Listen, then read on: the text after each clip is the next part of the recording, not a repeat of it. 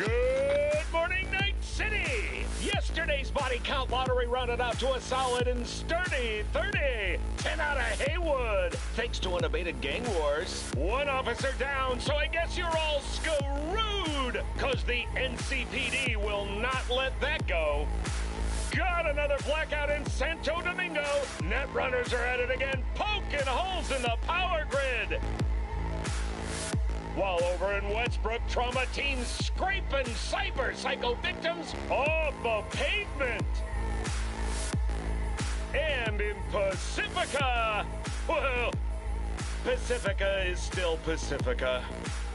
This has been your man, Stan. Join me for another day in our City of Dreams.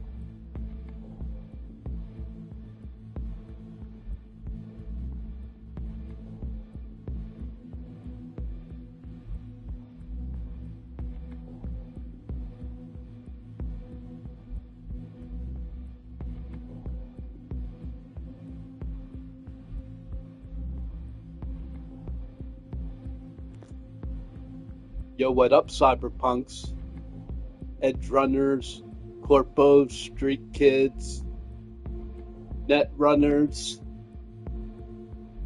Hey, this is a pretty cool game. We're about 44% through the main game. We've been doing the Pan Am missions. There's a whole bunch of other missions which I really have just been doing sporadically. So far, I haven't run into a situation where, like, if you're playing Dragon Age and you try to advance the main story, you get killed really badly, and you need to like buff up your character in order to be able to do it. So far, I've been able to do all the main missions, and so I haven't needed to like buff up my character in order to continue. The first time I played this game, I struggled a lot more than now. Now, this is, well, I played up until the gas station missions and then quit before on PlayStation 4 because it was so laggy and everything. Now, this is the PlayStation 5 version. It's a million times more smooth. The town feels more vibrant. The police are more active. There's more like random things going on, people smoking cigarettes, and and you could talk to everybody. It just feels much more vibrant than it did at first launch on PS4, and so I'm much more into the game. And also, but I did learn the game mechanics in the past, so I got it done. You basically want to use your L1 scan and you can take half of their energy with overheating and short circuiting them, and they don't always detect you, so you can like pick off a whole bunch of them at a distance, and then when they approach you, use your gun. So combination of like your cyberpunk skills and your gun works pretty good in this game. And I'm sure there's people that go through. You could just melee it, and when you just melee it, they give you a bonus, a shinobi bonus. So I do. Sometimes you just run in and punch it. If there's only like, if there's one person in the room, you could usually like melee him.